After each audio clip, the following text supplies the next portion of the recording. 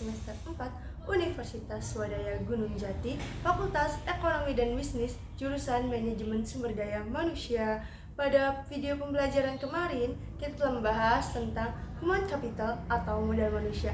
Nah, untuk sekarang kita akan membahas tentang building superior quality human capital atau membangun modal manusia yang berkualitas unggul. Mau tahu kelanjutannya? Simak video berikut ini ya.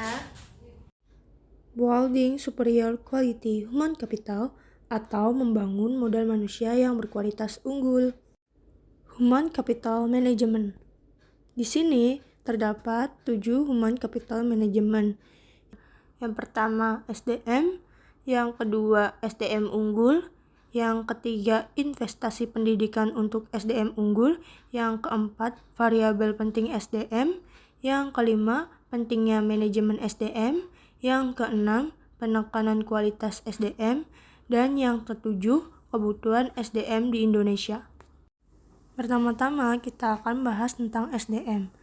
Sejarah peradaban manusia membuktikan bahwa manusia mampu menciptakan jauh lebih banyak informasi dari yang diserap oleh manusia itu sendiri dan dapat mempercepat perubahan jauh lebih cepat dari manusia yang mengikutinya.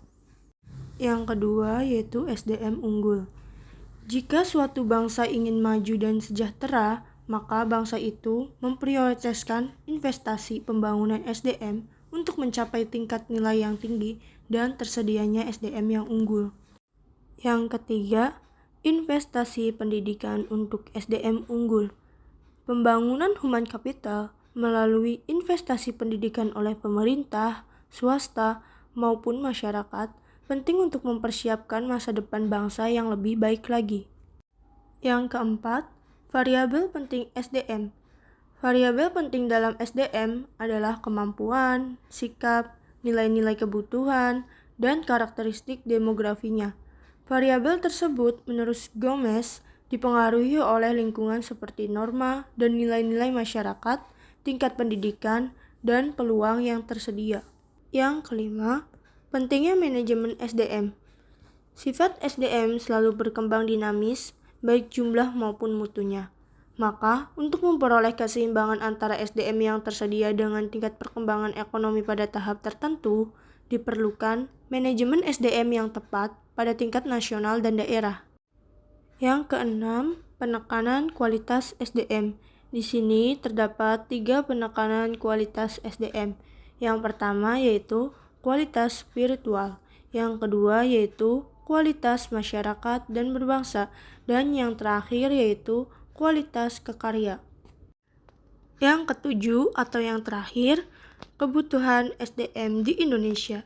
Dari pandangan di atas ditegaskan SDM yang diperlukan Indonesia adalah orang yang cakap, dapat dipercaya, memiliki motivasi tinggi, memiliki kemampuan dan kecakapan, menciptakan iklim hubungan yang produktif, dan mengembangkan iklim kerjasama tim yang solid.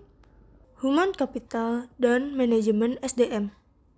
Secara harfiah, pengertian modal manusia adalah pengetahuan keahlian, kemampuan, dan keterampilan yang menjadikan manusia sebagai modal atau aset suatu bangsa. Human Capital Management oleh Gaspers 2012 dikenal juga sebagai manajemen talenta, yaitu suatu SDM yang terkait dengan proses pengembangan SDM dan memperkuat kedudukannya dalam suatu lembaga, memelihara dan mengembangkan SDM, dan menarik sebanyak mungkin SDM yang memiliki kompetensi, komitmen, dan karakter agar organisasi menjadi lebih berkualitas. Human Capital Pembangunan SDM. Di sini terdapat 4 human capital pembangunan SDM. Yang pertama yaitu investasi SDM. Yang kedua yaitu standar kualitas. Yang ketiga yaitu penempatan SDM. Dan yang terakhir yaitu konsep human capital. Mempersiapkan generasi emas.